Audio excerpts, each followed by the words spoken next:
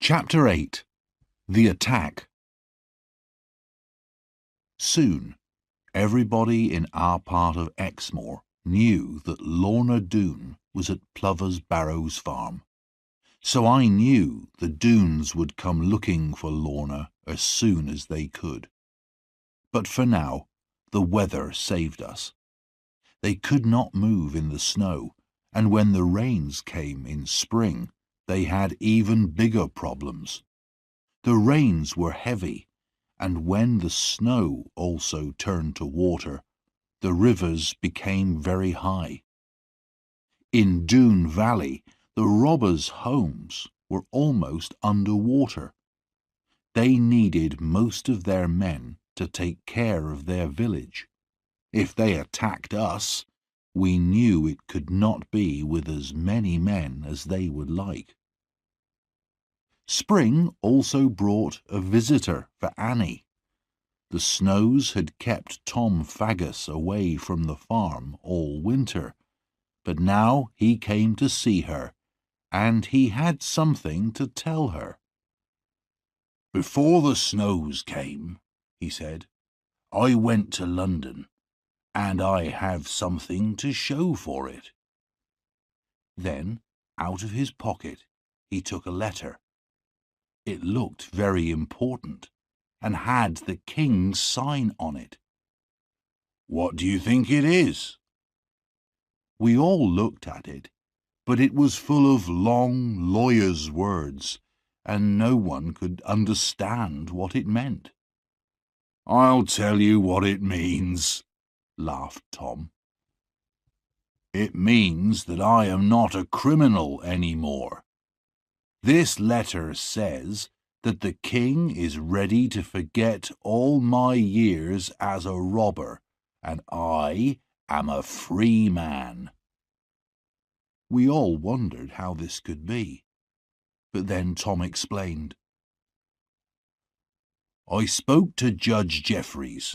He knows me. He said, 'If you promise never to rob again, you can go free.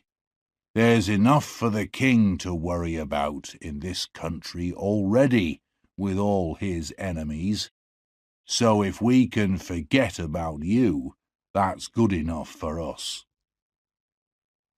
Everyone felt proud of Tom. We thought it had been very brave of him to go to Judge Jeffreys, but now he had something even better to tell us. With the money he still had, Tom had bought some land. He was going to live an honest life and be a farmer again. So we were not surprised when Tom asked Mother if he could marry Annie. Mother was not very sure of the new Farmer Faggus. She was afraid that he would get bored with farming and go back to being a robber. But she could see that he loved Annie very much, and between us, Annie and I managed to persuade her. Now we began to prepare for the Doones' attack. Though the rivers were still high, people had begun to see a few of the robbers out on the roads, and we knew it would not be long before we would have to fight them. As we were preparing, we received another visitor, my old friend Jeremy Stickles. This time, though, he had not been sent to find me. To our surprise, he told us that he had been spying in Exmoor for many months. He had been sent down this way again by Judge Jeffreys and the king. "You must not tell anyone what I'm doing," he said, "but I have been sent to do important work. The king has many enemies, and now I have been given some soldiers, though only a few, to help me look for them.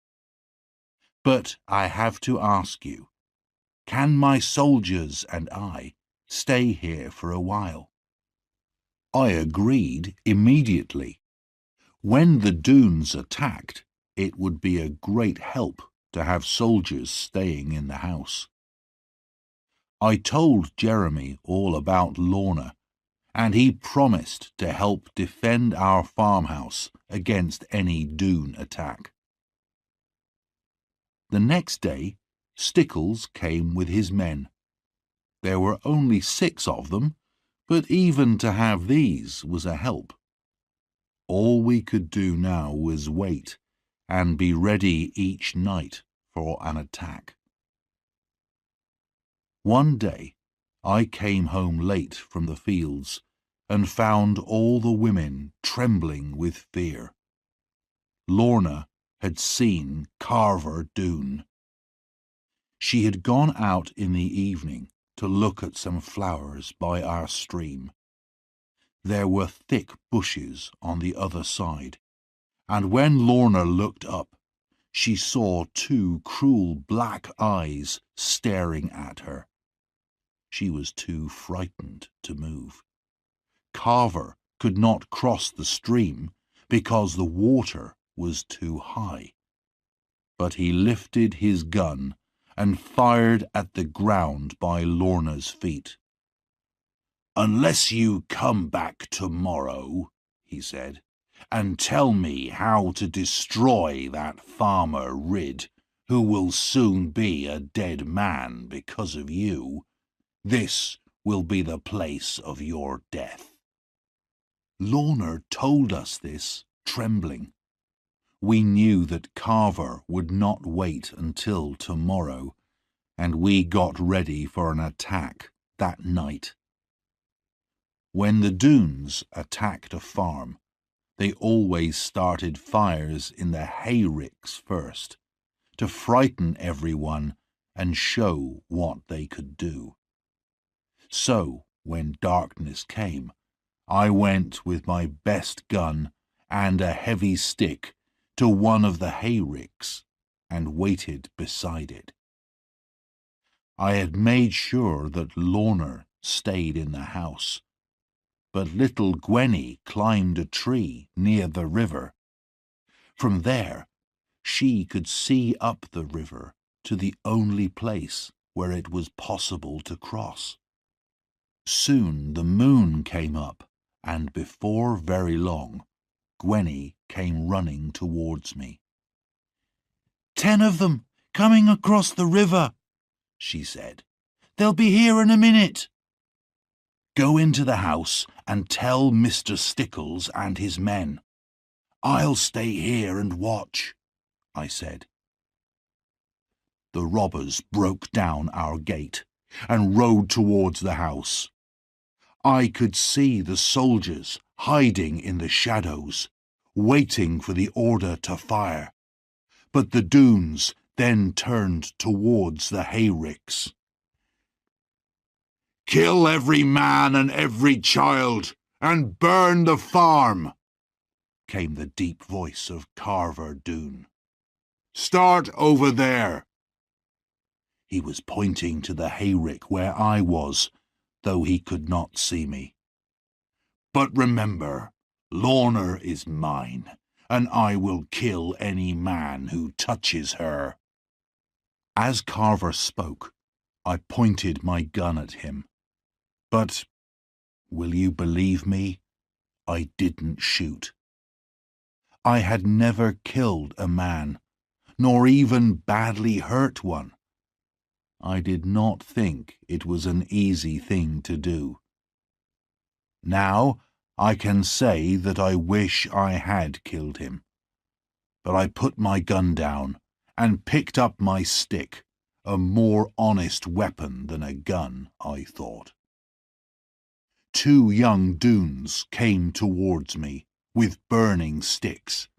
The first put his stick to the hayrick I was standing near, and it started to burn. I hit him on the arm and heard his bone break as he fell over with a shout of pain. The other man ran to see what had happened, and I took his fire stick and broke it. Then he jumped at me, but I caught him, broke his arm, and threw him on top of his friend. I could still see Carver and wanted to jump at him, but I knew he would simply shoot me. While I was thinking about it, there came a loud noise and 6 tongues of flame from near the farmhouse. Stickles had ordered his men to fire at the dunes as they came towards the house. 2 fell, and the others ran back. They had something to think about now. No one had ever fought the dunes as we were doing that night. Now my moment had come. I came out from my place near the burning rick. I knew Carver Doone by his size, even in the shadowy moonlight, and I took hold of him by the beard. "Do you call yourself a man?" I said. For a second, he was too surprised to do anything. No one had ever looked at him the way I did now. He lifted his gun, but I was too quick for him and knocked it out of his hand. "Now, Carver Doone, take warning," I said. "You think you are so much better than everyone else, but you are no more than an evil robber. Lie low in the dirt from which you came." Then I kicked his feet from under him and knocked him down. When they saw that he was down, the other Doones ran, but Carver simply got up and walked away, shouting at me and everyone. We wondered whether to chase the Doones, but Mr. Stickles said it would be too dangerous on the moor in the dark. One thing was certain: the robbers had known defeat that night on our farm, something they had never experienced since the day they came to Exmoor. And they went home without 4 of their men. 2 were dead, shot by the soldiers, and the other 2 were the men whose arms I had broken by the hayricks. We buried the dead men in the fields, and Jeremy Stickles sent the 2 wounded men to the prison in Taunton.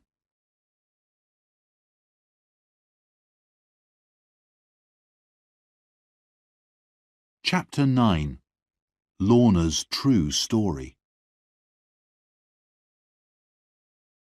The Doones' attack had been defeated.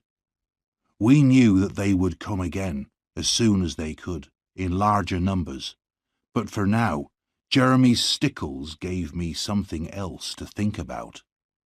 My dearest wish was to marry Lorna as soon as I could, but after Jeremy's story, I began to wonder if it would ever be possible. A few days after our battle with the Doones, Jeremy said he had something to say to me. "John, I didn't think the time was right to tell you this before, but now you must hear what I have to say. As you know, I've been riding around Exmoor for many months, looking for information that might be useful to the king. I remembered all that you told me about Lorna, and I think I have discovered something about her. It may not be easy for you to hear, John. Are you ready?" "I will do my best," I said. So he began his story. 6 or 7 months ago, before the snows began, I stopped at an inn on my way from Dulverton to watch it. The inn was all by itself, right by the sea, and was very quiet. I was the only person staying there, and the woman who owned the inn sat down and talked to me during my meal. She was dark and foreign-looking and intelligent. I was very interested to know how an unusual woman like her had come to live in this lonely inn, and she told me her story. She said that she was from Italy, and her name was Benita. Many years ago, while she was working in Rome, she had met an English family.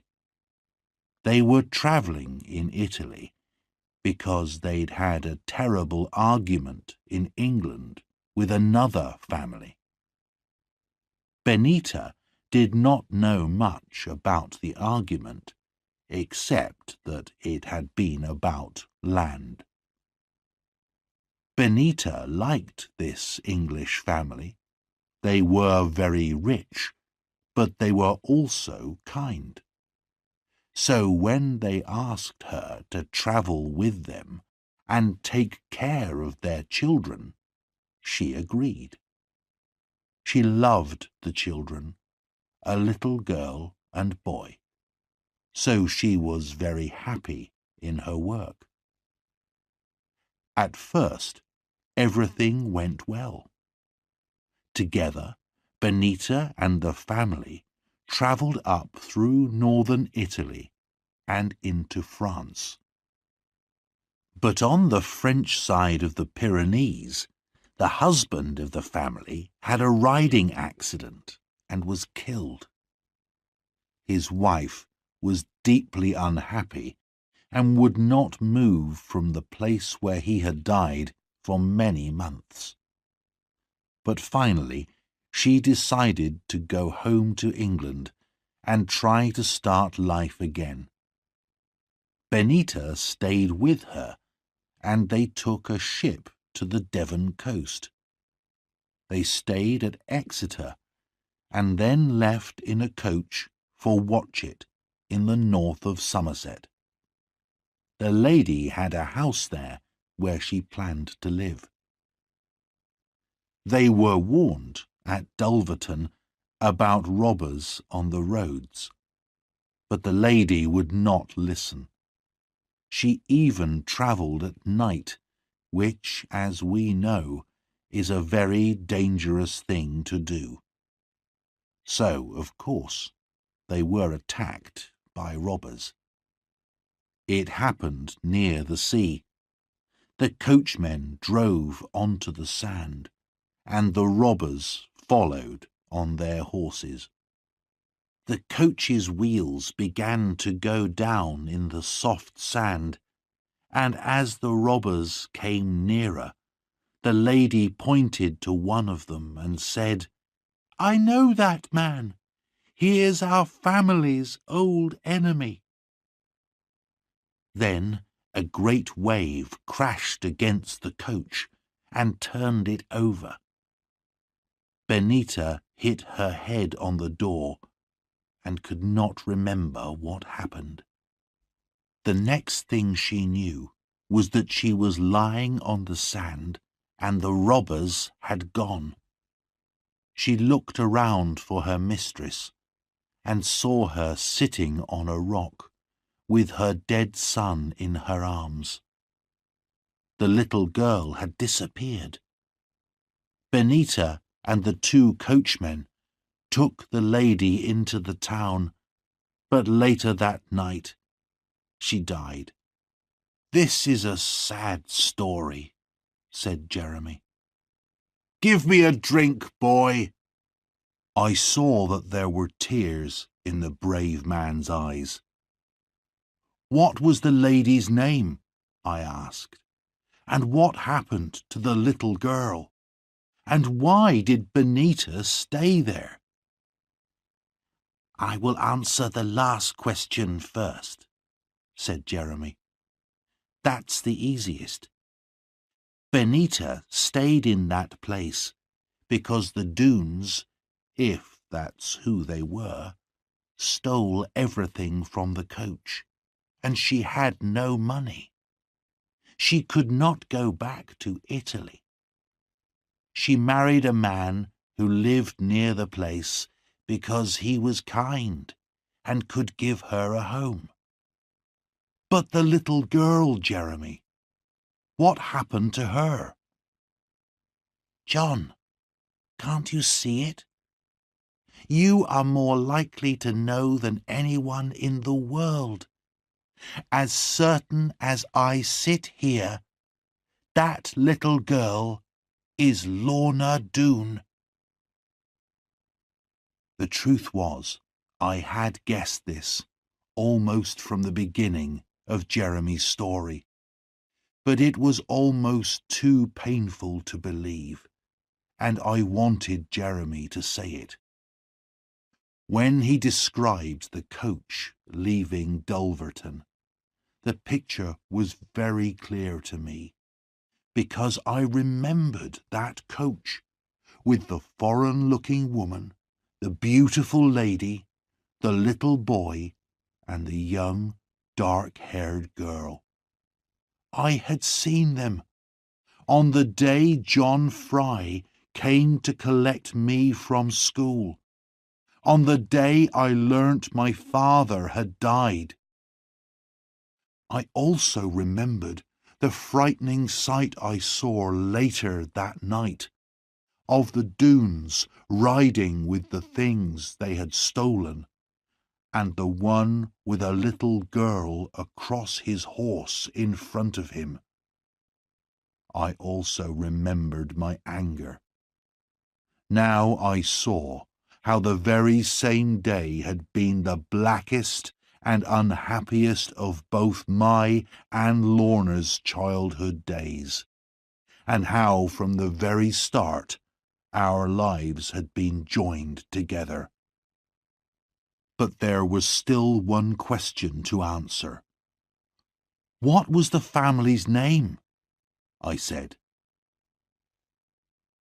The father was Lord Dougal. He came from a very grand family. But there is more to this. Look at your ring, John, the one that Lorna gave you. Look at that strange sign of a cat in a tree. I saw that same sign above the inn door. That is the sign of the House of Lorne. It is the family that Lorna's mother came from. John, your Lorna belongs to one of the richest and most famous families in England.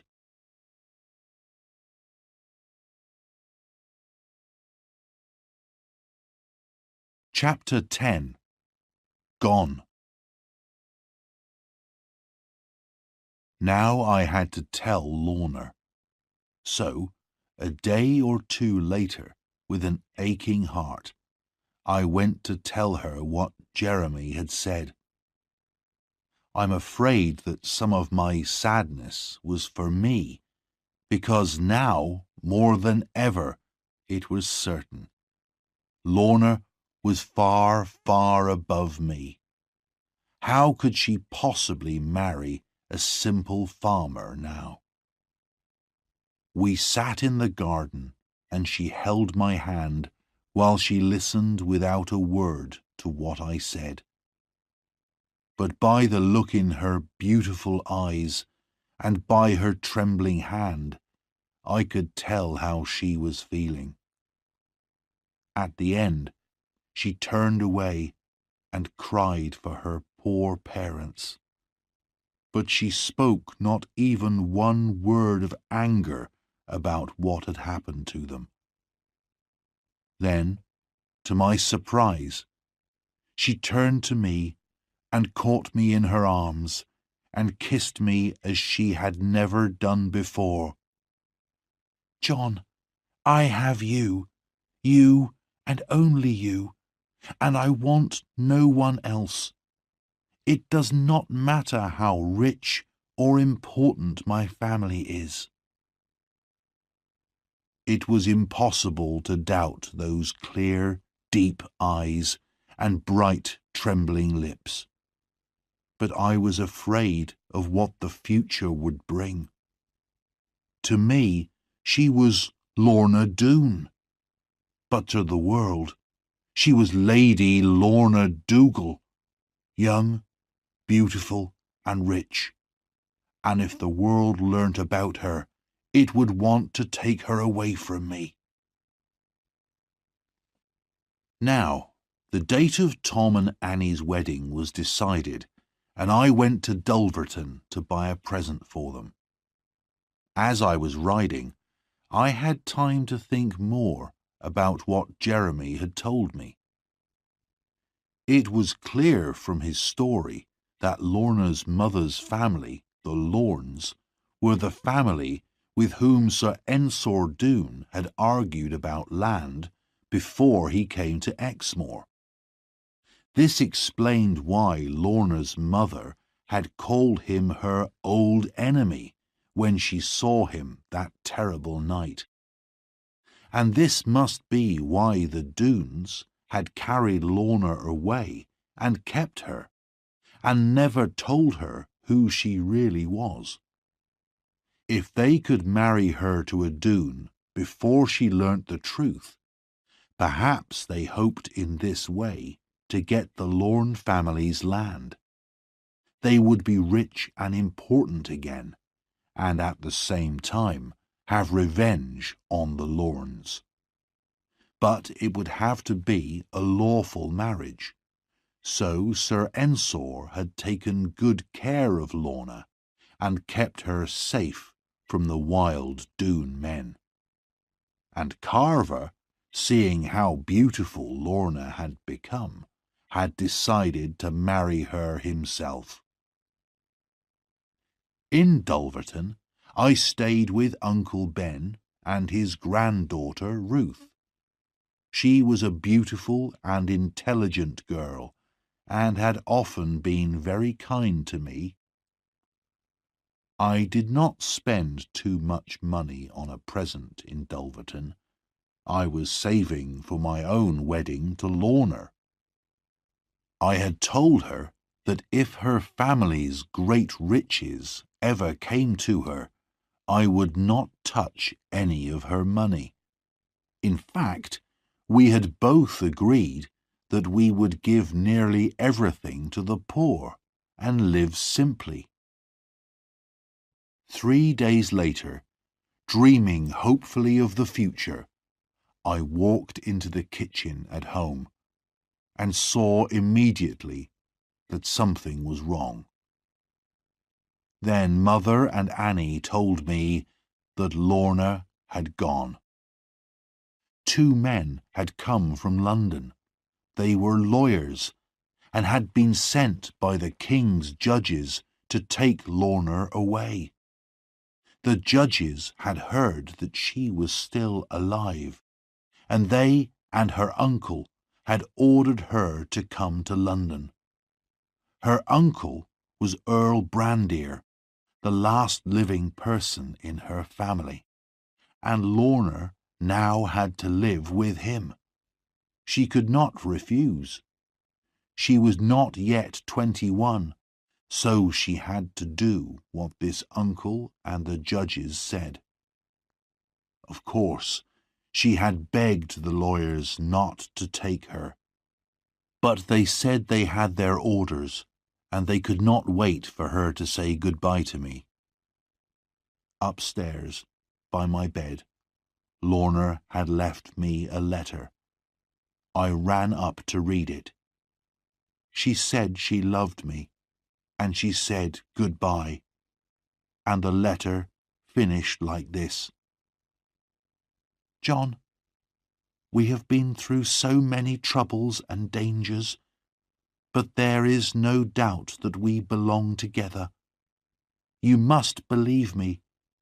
Whatever happens, I am yours. But I could not stop myself from thinking, it is over. Later, I wondered how the judges and Lorna's uncle had heard that Lorna was still alive. Perhaps Jeremy Stickles had mentioned her in his spying reports to the king and Judge Jeffreys. Perhaps the Doones themselves had sent the news to London in order to get their revenge on me. The daughter of so famous a family would not be allowed to marry a simple farmer and live quietly in Devon. Jeremy was away on one of his spying trips now, so I could not ask him about it. But anyway, there was nothing he could do. The weeks and months passed, and life on the farm seemed lonely and empty. After Annie married Tom and went to live with him, I felt even more alone. Sometimes I used to go over and see her in her new home, but it was not the same as having her by my side, the friend and companion from my childhood days.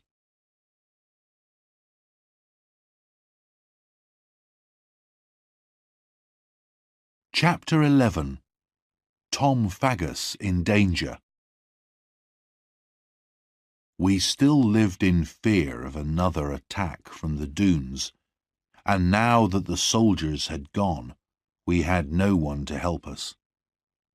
The main reason for their first attack, Lorna, was gone, but I was sure that Carver now hated me with all his heart and would destroy us all if he could.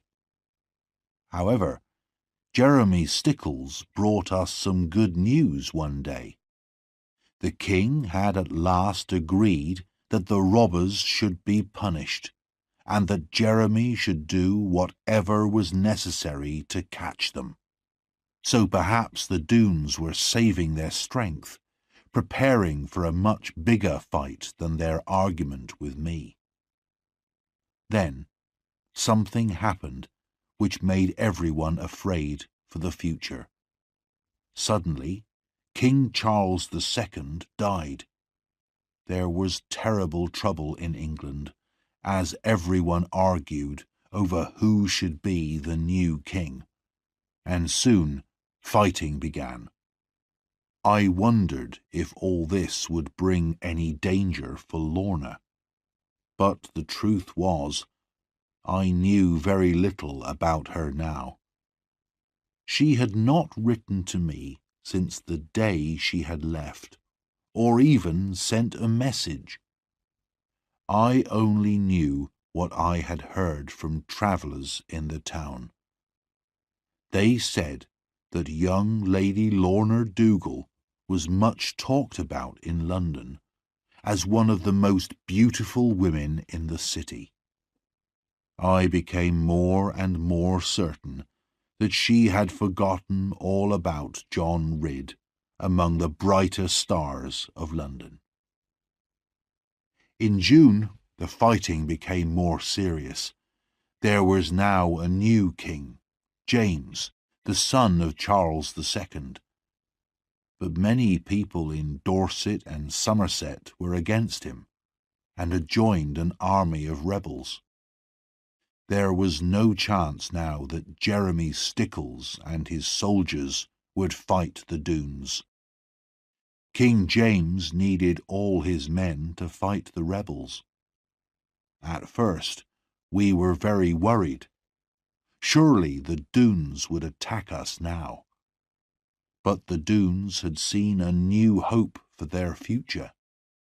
They had joined the king's enemies, hoping to win back their old land in the fighting.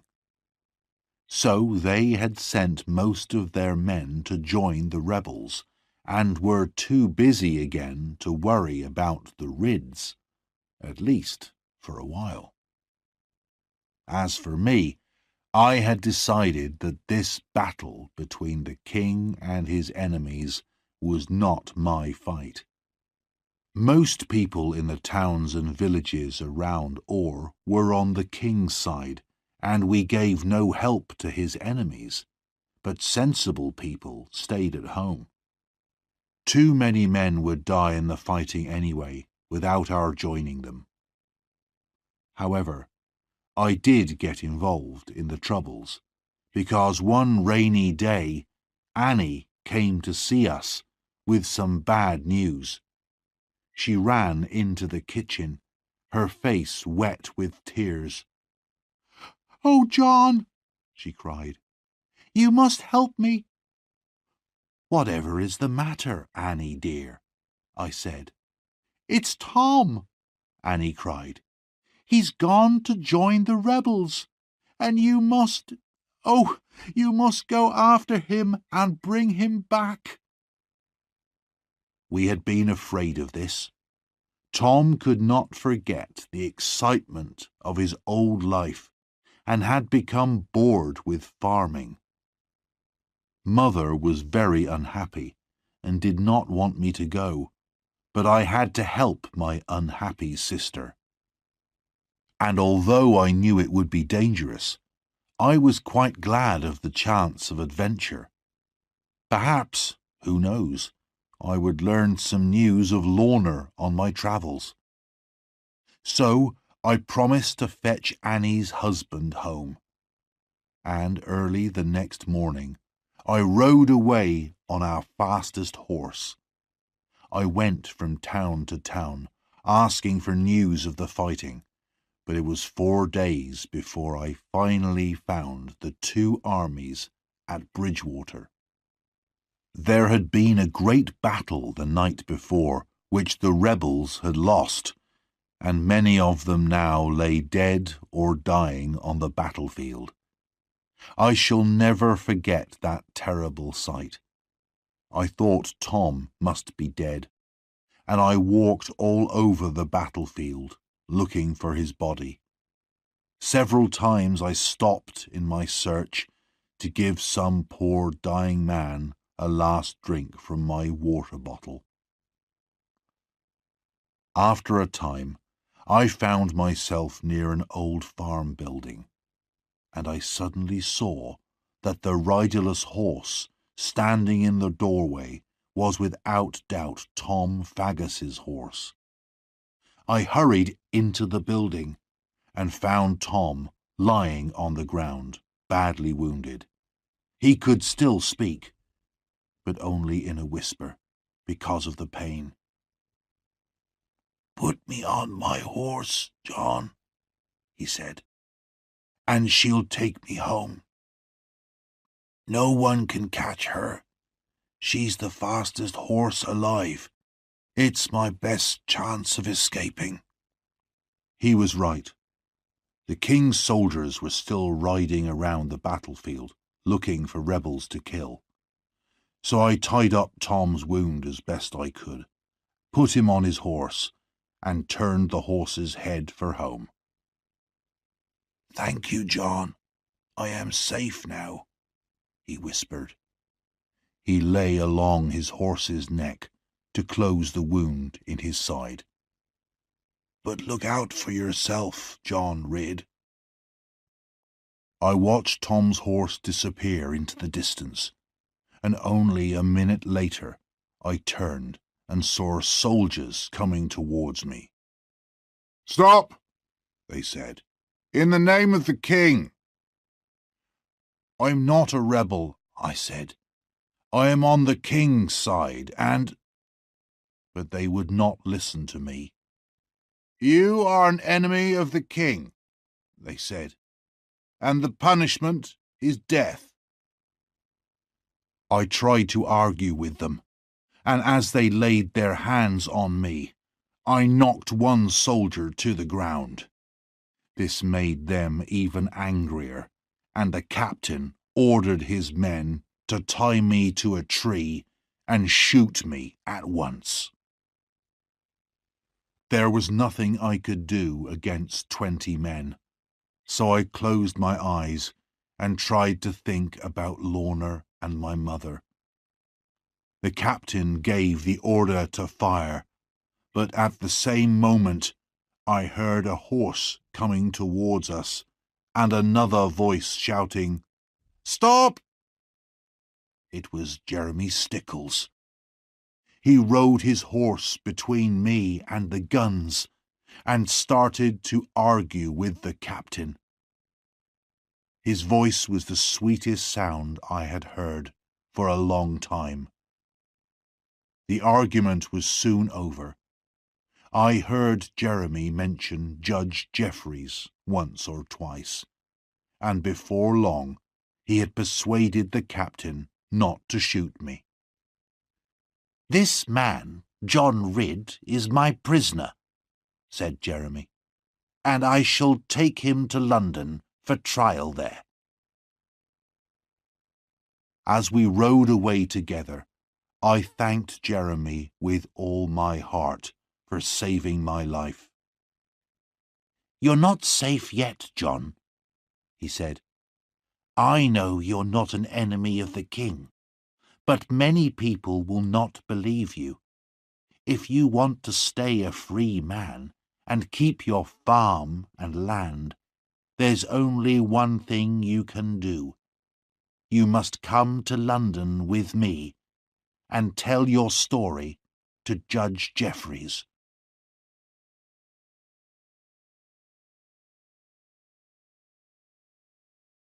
Chapter 12. Love and Revenge.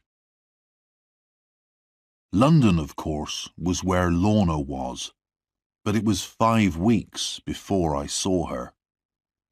Because I was a kind of prisoner, I was not allowed to move freely around the city, and I had to report every day to the judge's rooms.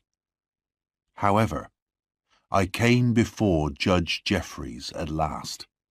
He remembered me, believed my story, and gave me papers which said I was a free man and an honest servant of the king. I was now free to go and see Lorna, but to tell the truth, I was a little afraid. It had been a year since she left Exmoor, a year without one word or letter from her. Did she remember the old days in our farmhouse? Did she still love her poor, simple farmer, a man without great riches or a famous family name? It was true that the Ridds had held their own land on Exmoor for hundreds of years, but Lorna came from a family that had Scottish kings in its history. Everybody in London knew Lady Lorna Dougal. They spoke of her great beauty, and told me how rich she was, and that the Queen was very friendly with her. But if Lorna still loved me, then neither riches nor a proud family would keep me away from her. So, with fear and hope in my heart, I went to Earl Brandir's house. It was a very grand place. I was taken upstairs to a little sitting room and told to wait. Then, suddenly, the door opened, and Lorna was standing before me in a simple white dress, with her long black hair falling down her back. She was more beautiful than ever. She came towards me, holding out her hand. Gently, I took her hand in mine, then bent and kissed it. "Is that all?" she whispered. I saw the shine of tears in her eyes, and in another second she was crying in my arms. "Darling Lorna," I cried, holding her close to me, "I love you dearly, but surely you don't care for me now." "Yes, I do, John. Yes, I do. Oh, why have you behaved so unkindly?" "I am behaving," I replied, "as well as I can. No other man in the world could hold you like this without kissing you." "Then why don't you do it, John?" asked Lorna, looking up at me with a laugh in her bright eyes. After that, of course, there was no more talking for about 5 minutes. Then my darling pulled away from me and began to question me. John Ridd, you must tell me the truth, the whole truth. Why have you never, for more than a year, taken any notice of your old friend, Lorna Doone? Because, I answered, my old friend and true love sent me not one word or letter in all that time. What? Cried Lorna. Oh, no, my poor John. I have often suspected something like this, but she always said— With these words, she rang a bell very violently, and a few seconds later, her servant, little Gwenny, came in. "Gwenny," said Lorna, "what have you done with all the letters I gave you to send to Mr. Ridd? No more lies now."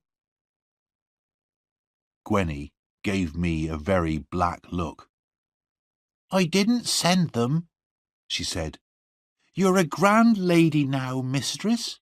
You should marry some grand lord, not a poor farmer from Exmoor. I was only thinking of you." "Gwenny, you may go," said Lorna, her voice full of quiet anger. "I don't want to see you or speak to you for at least 3 days. At this, Gwenny ran out of the room, crying noisily, and Lorna turned to me. "Oh, John, try not to be too angry with her. She loves me very much, and I'm afraid that if you take me, you'll still have to take Gwenny too." "I'll take 50 Gwennies," I said, "if you want me to." After this, we spoke of ourselves. I tried to tell Lorna that, when she was free to decide her own future, she must think very carefully. The world would say she was mad if she chose to become a farmer's wife. Of course, at Plover's Barrows farm, she would have a comfortable home, plenty of good food, and all the love and care I could give her. But it was not the same as being a grand lady who owned half of Scotland and who could marry any lord she wanted. Lorna could not wait for me to finish. "I decided long ago, dear John," she said, very seriously, "that you must be my husband. I think it was the day you climbed up the waterfall with your shoes off and a bag of fish for your mother. So, after all these years of loving, shall little things like money and a family name separate us? They mean nothing. I have not been here a year, John, without learning something. Oh, how I hate it.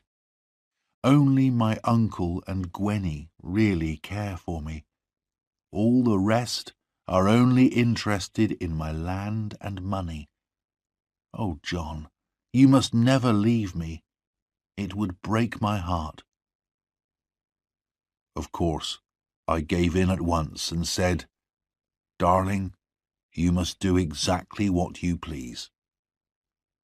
For that, she gave me the sweetest of kisses, and as I left, I went grandly down the great stairs of Earl Brandir's house, thinking of nothing else except that.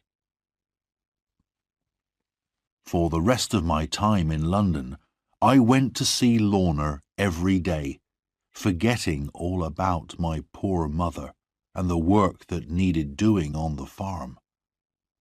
Then one day I received a letter from Lizzie, and I realized that I must get home as quickly as possible. My darling Lorna cried and held me close, but she understood why I had to go.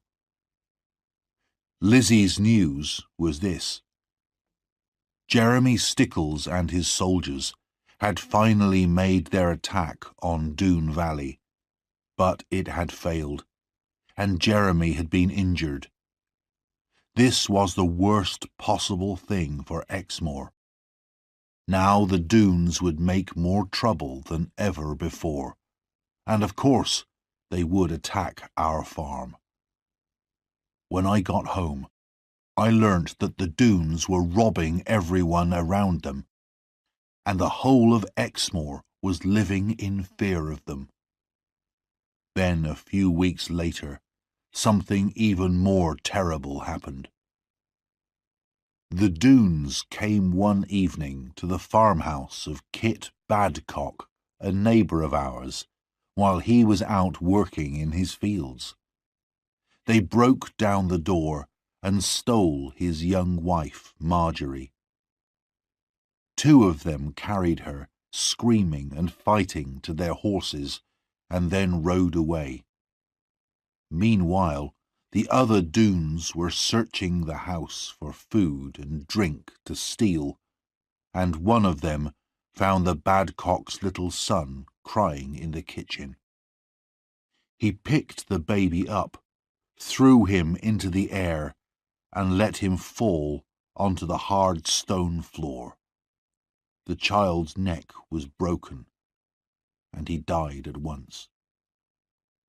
It made me sick just to think of the cruelty of this man, and when people heard this terrible story, they were very angry. They said it was time for the people of Exmoor to take their own revenge. Men from all the farms and villages of Exmoor came to see me. "We cannot expect any more help from the king against the Doones," they told me. "Because Jeremy Stickle's attack failed, the king has refused to send any more soldiers. But we've had enough of the Doones.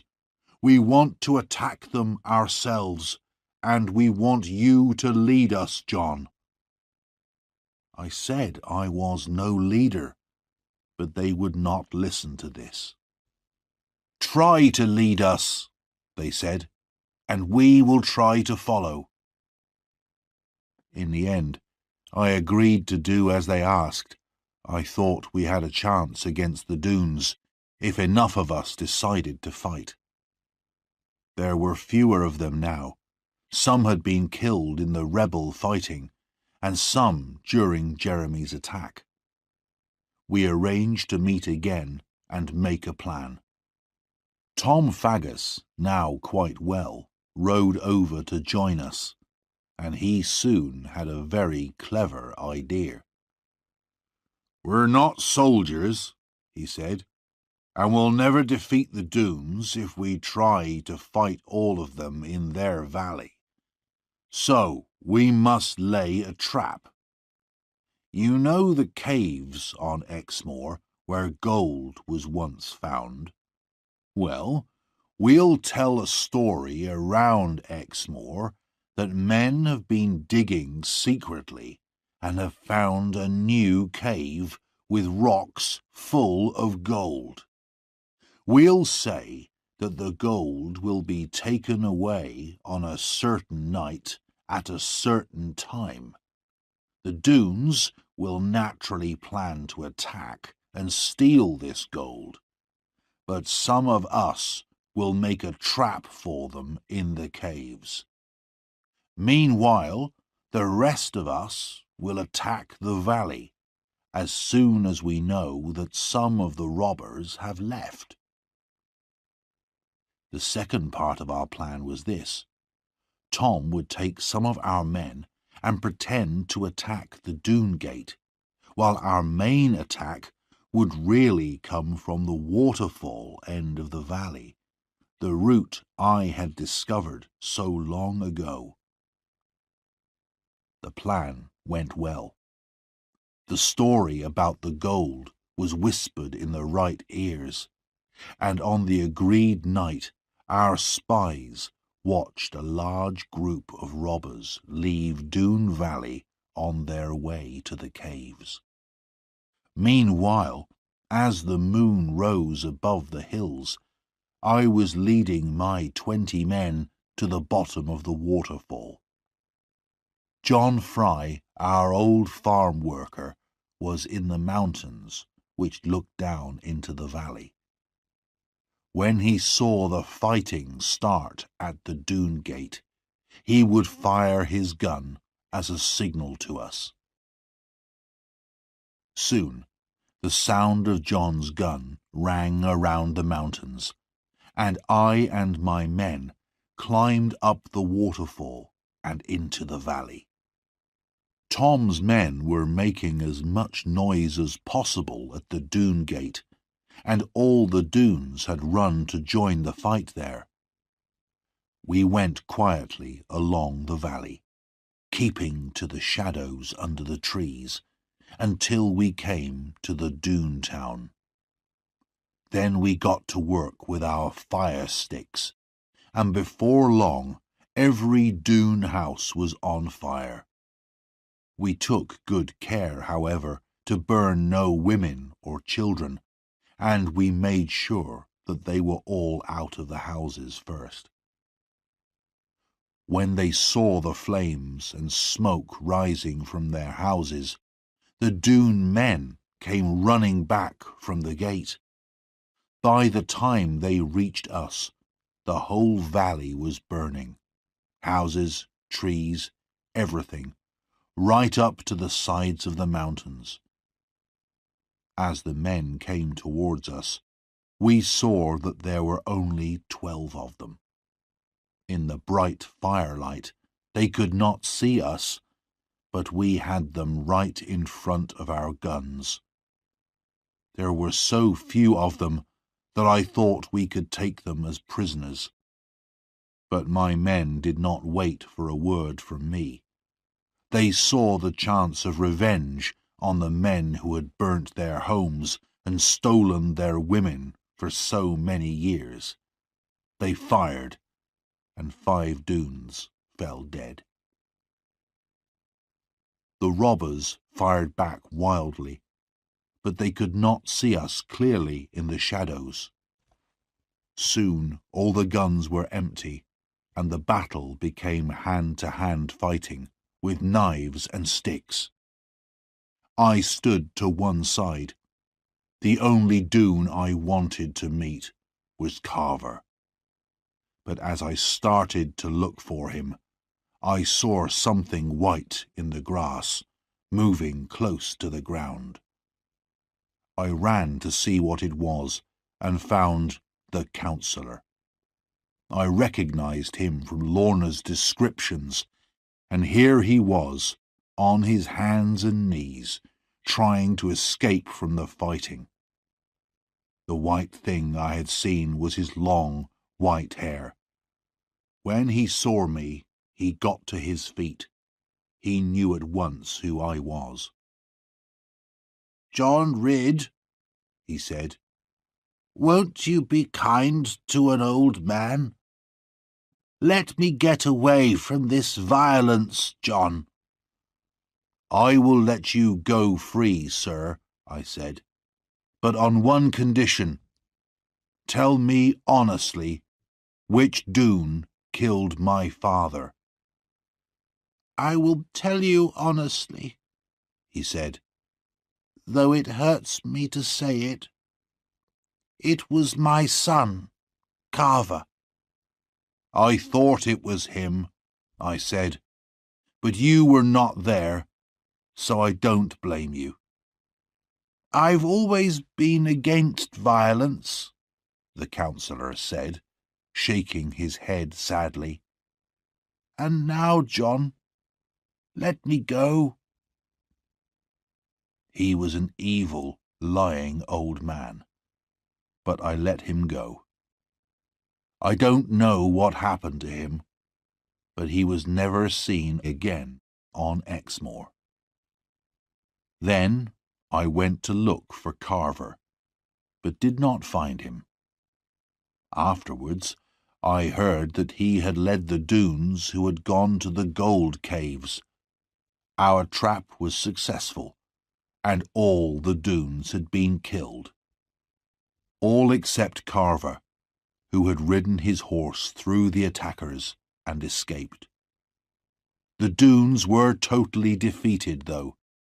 When the sun came up above their valley the next day, all their houses were nothing but blackened wood. We had lost 16 men in the fighting, but out of nearly 40 Doone men, only Carver and the councillor were left alive. But the thought that Carver, that cruel and violent man, was still living somewhere on the moors, did not give me much peace.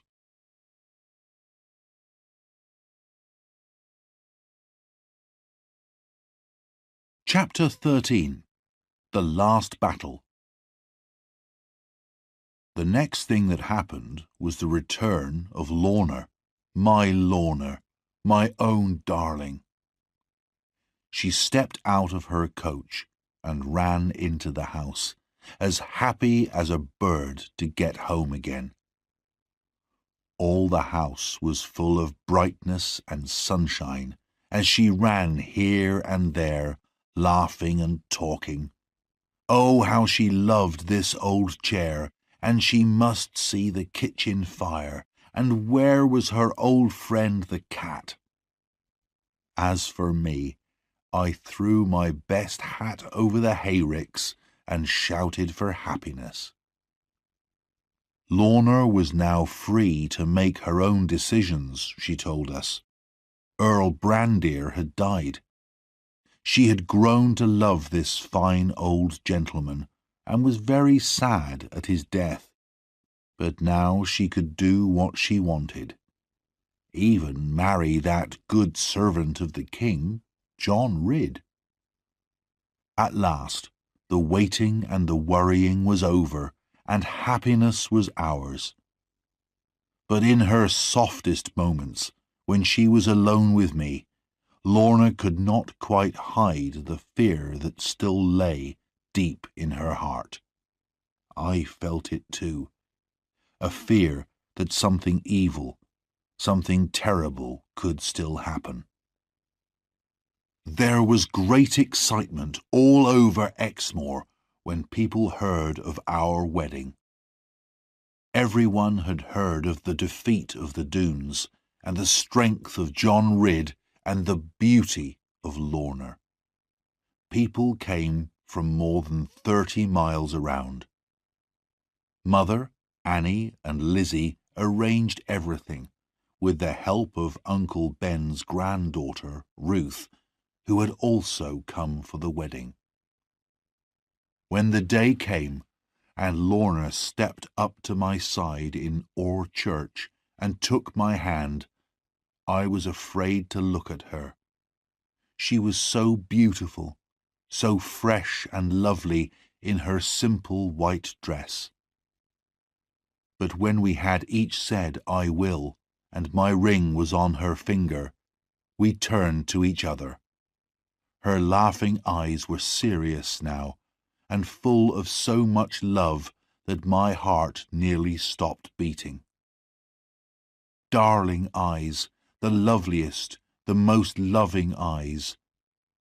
Then the sound of a shot rang through the church, and those eyes were clouded with death.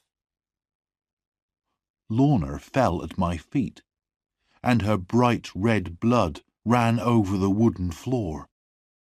I lifted her up, whispering soft words of love, but as she leant her head on my chest, her eyes closed, and she breathed her last goodbye to life. Then I laid my wife in my mother's arms and went out for my revenge. Of course, I knew who had done it.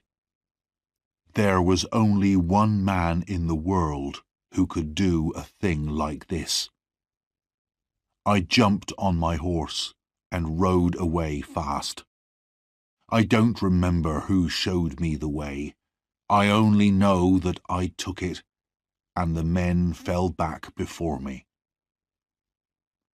Soon the shouts of some men told me that I was getting close, and there, ahead of me, rode a man on a great black horse, and I knew that the man was Carver Doone.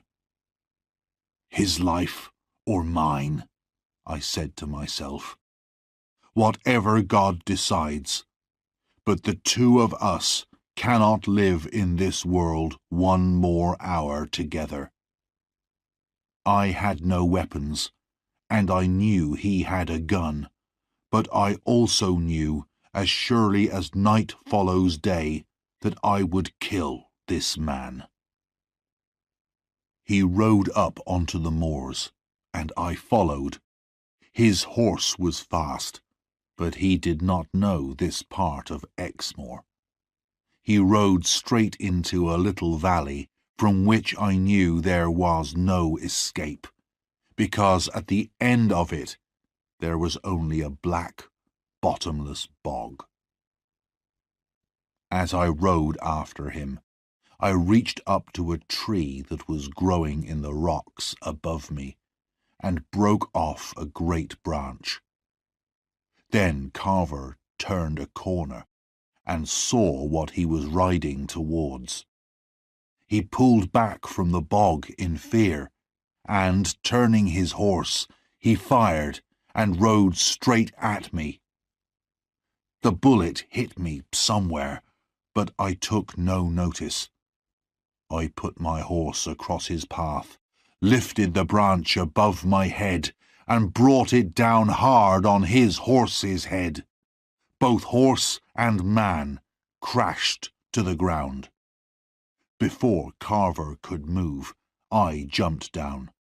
He got up with a black look on his face and started to speak. For an answer, I hit him on the side of the face. I would not dirty my mouth by speaking to this man now. Then he ran at me and put his hands around my neck. I had never met strength like this, and felt my neck would break. But I took hold of his arm and almost pulled it from his shoulder. Then I took him by the neck, as he had done to me. His eyes burned with anger, and he threw himself against me. But God gave me great strength that day. In 2 minutes he was lying on the ground, half dead. "I will not hurt you any more," I said, when I could breathe again. "Carver Doone, you are beaten. Go on your way. Thank God you are alive, and never come near me again." But it was too late. The black bog had him by the feet. As he lay like a mad dog in front of me, the ground itself began to pull him in. In our murderous battle, we had not noticed where we were going. I only just managed to jump with my last strength from the terrible blackness. But I could do nothing for Carver. While his mad eyes stared and his arms waved wildly above his head, the black bog pulled him down, and he disappeared from sight. I don't know how I got home. I had lost a lot of blood. By the time I got to the farm, I was riding in a dream. John Fry took my horse away, and Mother led me indoors. "I have killed him," I said, "as he killed Lorna. Now let me see my wife. She belongs to me, though she is dead." "You cannot see her now, John," said Ruth, coming forward. "Annie is with her now." "What does that matter? Let me see my dead one, and then die." All the women moved away from me, crying. Only Ruth stood by me and put her little hand in mine. "John, she is not your dead one. She may still be your living one and your wife. But you must not see her now. The sight of you like this will certainly kill her." I could not understand what she was saying, but I let them lead me upstairs to my bed. The bullet had broken a bone in my chest, and I was soon in a fever. It was only much later that I learnt how Ruth had saved Lorna's life. When I had run out of the church, Ruth had taken control.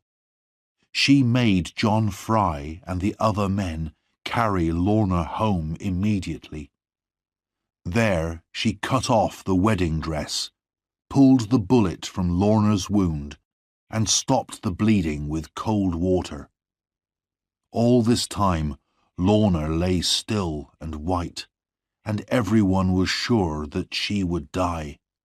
But Ruth covered the wound with a cloth, kept her warm, and made her drink a little wine from a spoon. And after a while, everyone could see that Lorna was still breathing. She lay close to death for many days, but with Ruth's loving care, she slowly began to get better. Meanwhile, I lay in my bed, only half conscious, and in my fever I did not believe them when they told me Lorna was still alive. I knew in my heart that she was dead, and I had no interest in life. A life without Lorna was worthless, without meaning. Mother cried and thought that I would die. But after 6 weeks the fever left me.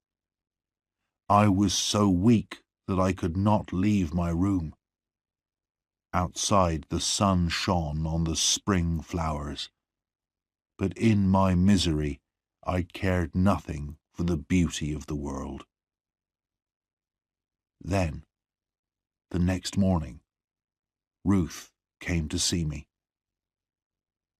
"John," she said, "are you well enough to see your wife? I was afraid to bring her before, while you were so ill." "I don't understand," I said, staring at her.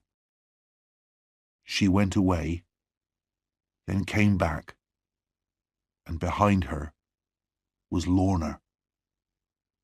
Ruth closed the door and ran away, and Lorna stood before me. But she did not stand for long.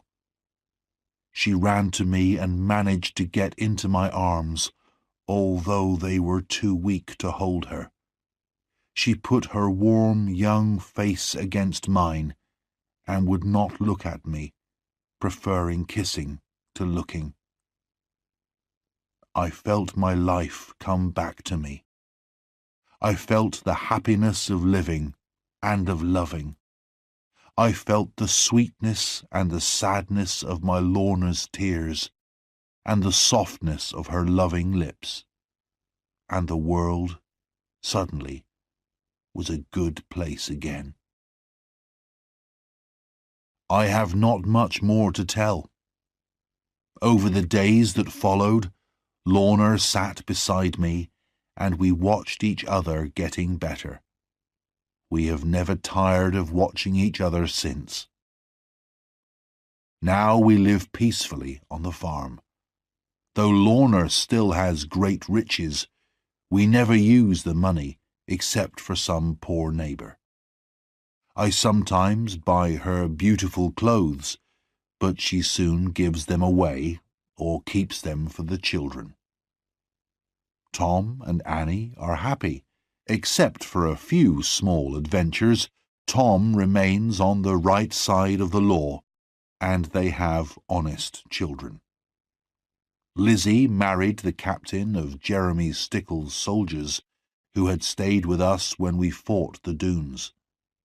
Ruth is not married yet, but there is a man who loves her as much as I love Lorna, and I'm sure he will win her soon.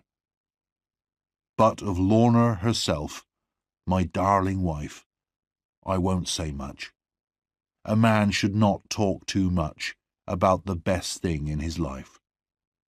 Year by year, her beauty and her loving kindness grow greater, and after all this time, and all that has happened to us, she is still my Lorna Doone.